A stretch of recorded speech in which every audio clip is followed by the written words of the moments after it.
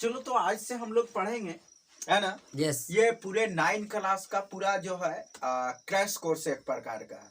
मतलब मुख्य चीजों को हम बताएंगे। तो आओ आज पढ़ेंगे हम लोग समांतर रेखाएं एवं तिर्यक रेखा। तिर्यक रेखा या तिर्यक छेदी रेखा भी बोला जाता है, ठीक है। यस देखो इसमें क्या है, समांतर रेखा के बारे में तो मालूम ही होगा कि वैसी एक से अधिक वैसी रेखाएं जिसके दोनों ओर अनंत तक यदि बढ़ाया जाए तो कभी भी आपस में नहीं टकराएंगे, काटेंगे। दोनों इंटरसेक्ट नहीं करे, दोनों एक दूसरे को काटे नहीं, उसको हम लोग क्या बोलेंगे?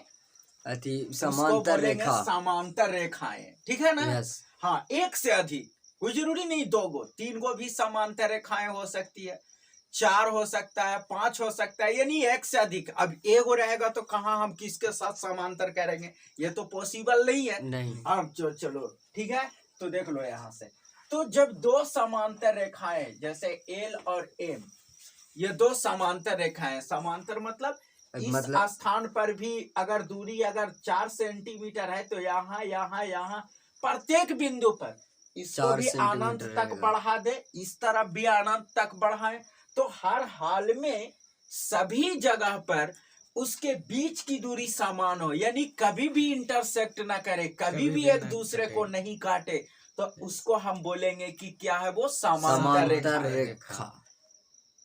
रेखाएं बोलो, एक से अधिक है ना, समांतर रेखाएं। अब देखो इसको एक तिर्यक रेखा काटता है। देखो हमने एक तिर्यक रेखा कर दी है, तो एल समांतर एम है और इसको मान लेते हैं कि ये टी एक जो है तिर्यक रेखा है, वो काटता है। तो देखो कुछ कोण बन रहा है यहाँ पे, कोण 1 नाम दे देते हैं सुविधा के लिए, कोण 2 हो गया, कोण 3 हो गया, कोण 4 हो गया, कोण 5 हो गया, कोण 6 हो गया, कोण 7 हो गया और कोण 8 हो गया, ठीक है। ये सुविधा के लिए। अब ये इसको कर देते ए बी सी डी और जी एच कर देते, तो क्या था कि कोण लिखने में थोड़ा सा टाइम ज्यादा लगता है ना, समय ज्यादा लगता। तो ये आराम से हो गया कि ये वाला को कोण 1 बोल देंगे, इसको कोण 2 बोल दिए, ये वाला का नाम हो गया कोण 3 हो गया, ठीक है। तो ये चीज तो याद रखना है ना। एल समांतर एम, अगर इसको जो है एल समांतर एम को एक तिर्यक रेखा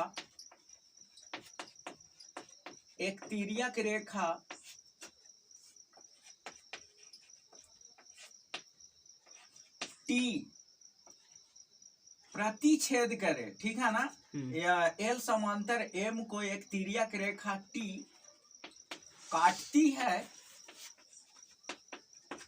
तो क्या होगा सो देख लो। यहाँ से देख लो, अच्छा से समझना। यहाँ से देखो ये कोण और ये वाला कोण, ये दोनों को बोला जाता है संगत युग्म। युग्म माने होता है जोड़ा, युग्म माने जोड़ा। तो देखो कोण 1 और कोण 5, इसको बोलते हैं संगत युग्म। उसी प्रकार से कोण 2 और कोण 6, कोण 2 और कोण 6, इसको बोलते हैं संगत युग्म। देख रहा है ना। कोण 1 और कोण 5 हो गया, कोण 2 और कोण 6 हो गया। उसी प्रकार से देखो कोण 3 और कोण 7 हो गया, कोण 4 और कोण 8 हो गया, ठीक है ना। ये सब जो अभी हमने बताए, कोण 1 और कोण 5 हो गया, कोण 2 और कोण 6 हो गया, कोण 3 और कोण 7 हो गया, कोण 4 और कोण 8 हो गया, इसको बोला जाता है संगत युग्म। क्या बोलते हैं? संगत युग्म, यानी पेयर ऑफ कॉरेस्पॉन्डिंग एंगल्स हो गया, ठीक है। तो चलो इसको हम लोग लिख लेते हैं यहाँ से। सबसे पहला में याद ये रखना है तुमको, कोण 1 बराबर हो जाएगा कोण 5, कोण 2 बराबर कोण 6, कोण 2 बराबर कोण 6, कोण 2 बराबर कोण 6, कोण 3 बराबर कोण कोण 7, सात, कोण 3 बराबर कोण सात, 7 और कोण 4 बराबर कोण 8, कोण 4 बराबर कोण 8। 8। इसको बोला जाता है संगत युग्म। क्या चीज है ये? संगत योग में। देखो, और बराबर कब होगा? जब ये दोनों समांतर होगा तो। यस। मेरी बात अच्छा से समझ लो। यहाँ पे ये अगर समांतर है और एक तिर्यक रेखा काट दिया तो इसके कोण बराबर होंगे। और अगर ये समांतर नहीं रहेगा, अब दिमाग में ये भी प्रश्न उठता होगा कि चलो ये मान लिया जाए समांतर नहीं, ठीक है, हाँ। और इसको एक तिर्यक रेखा, तो ये कोण और ये कोण, ये कोण और ये कोण, ये कोण और ये कोण, देख रहा है ना, ये सब संगत युग में बनेगा, लेकिन ये बराबर वाला रिलेशन नहीं रहेगा। ठीक है ना? हाँ। कौन सब बनेगा? इसको में भी संगत बनेगा, जो जो इसमें बन रहा है वही सारा चीज इसमें बनेगा।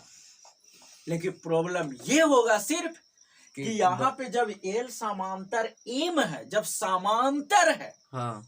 जब समांतर है तो इसकी जो संगत कोण है वो बराबर होते हैं, संगत युग में बराबर होते हैं। अगर कब? जब ये समांतर है तब। हाँ। अगर समांतर नहीं रहता तो ये संगत युग में होता, लेकिन यहाँ पे ये बराबर नहीं होता। आगे बात समझ में? यस। चलो ठीक है, तो ये हो गया संगत युग में, इसको याद ही कर लेना। चलो सेकंड में देख लो। सेकंड में देखो, कोण 3 और कोण 6, देखो कोण 3 बराबर कोण 6, और यहां से देख लो कोण 3 बराबर कोण 6, कोण 4 बराबर कोण 5, कोण 4 बराबर कोण 5। इसको बोला जाता है एकांतर युग में। काची बोलते हैं इसको? एकांतर युग में। अब एकांतर युग में भी जो होते हैं वो बराबर होते हैं। कब? जब एल समांतर एम रहता है तब। ठीक है ना? हाँ। ये चीज देखो कितना, ये एकदम याद रखना इसको। कोण 3 बराबर कोण 6 और कोण 4 बराबर कोण 5। इसको बोलते हैं एकांतर युग में। ठीक है ना? हाँ, एकांतर है ना, अंतः एकांतर युग में बोलेंगे। अगर 2 और 2 के हाँ, इसको जो है यहाँ से कोई रिलेशन वैसा नहीं होता है। देखो कोण 1 और कोण 2 हम कुछ कुछ बता देंगे, अभी बताने दो ये तो। ठीक है ना? तो हमने 2 चीज अभी बताए, कोण 1 और कोण 5 संगत युग में हो गया। कोण 2 और कोण 6 संगत युग में हो गया। कोण 3 और कोण 7 संगत युग में हो गया। कोण 4 और कोण 8 संगत युग में हो गया। और 2 और बताए हमने, कोण 3 और कोण 6, यानी कोण 3 बराबर कोण 6 और कोण 4 बराबर कोण 5। एकांतर युग में बोलते हैं। इतनी बात समझ में आ गया? हाँ। और संगत युग में भी आपस में बराबर होते हैं, एकांतर युग में भी आपस में बराबर होते हैं। कब? जब एल समांतर एन रहेगा तब। अगर एल समांतर एम नहीं है तो फिर ये सब रिलेशन सही नहीं होगा, मतलब बराबर नहीं होगा। मान लो तो बनेगा। ठीक है? चलो अब एक तीसरा और इम्पोर्टेंट, तो सब इम्पोर्टेंट है।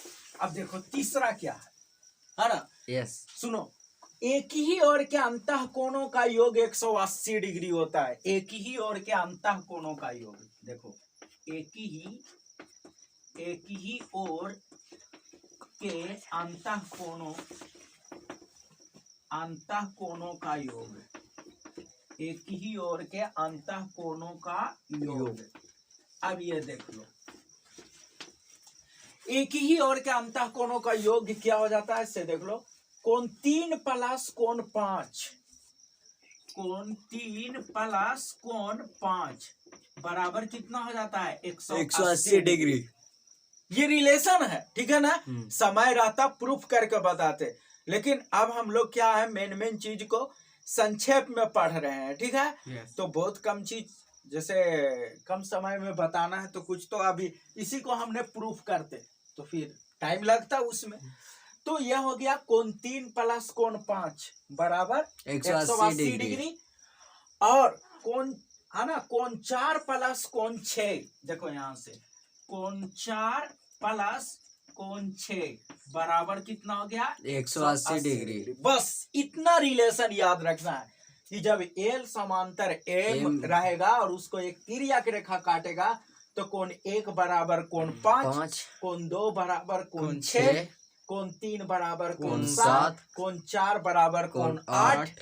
ये हो गया संगत युग में, ठीक है ना। हाँ। कोण 3 बराबर कोण 6 और कोण 4 बराबर कोण 5। ये हो गया एकांतर युग में हो गया। काची एकांतर युग में, एकांतर युग में हो गया एकांतर युग में। और देख लो कोण 3 प्लस कोण 5 एक ही ओर के अंतः कोणों के योग से, एक ही ओर के अंतः कोण में क्या हो गया कोण 3 प्लस कोण 5 बराबर 180 डिग्री। कोण 4 प्लस कोण 6 बराबर 180 डिग्री।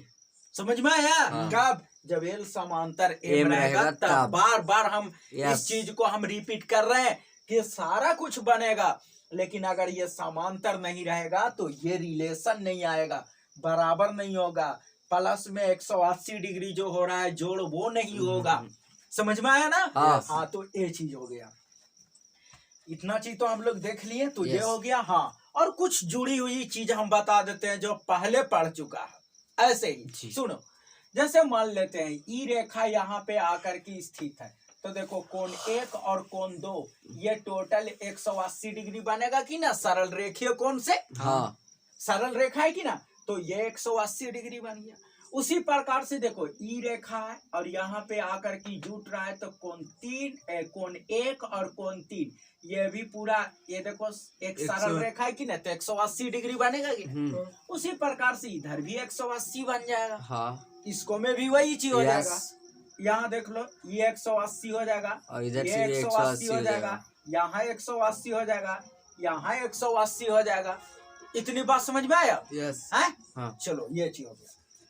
अभी ये तो हो गया। देखो कोण 2 बराबर कोण 3 होगा। कब देखो ऐसे जब दो रेखाओं को है ना, जब दो रेखाएं एक दूसरे को काटता है तो है ना शीर्षाभिमुख है ना, शीर्षाभिमुख कोण बराबर होते हैं। ठीक है ना। शीर्षाभिमुख कोण क्या होते हैं, बराबर होते हैं। यानी कोण 2 बराबर कोण 3 और कोण 1 बराबर कोण 4 होगा। क्यों? क्योंकि देखो यहाँ से ये और ये वाला काटता है कि नहीं। हाँ। तो कोण 1 बराबर कोण 4 हो गया, कोण 2 बराबर कोण 3 हो गया, कोण 5 बराबर कोण 6 हो गया। हाँ कोण 5 बराबर कोण 8 हो गया और कोण 6 बराबर कोण 7 हो गया। समझ में आया। तो ये पहले से ये किया हुआ। इतनी बात समझ में आया कि ना। चलो लिखो इसको।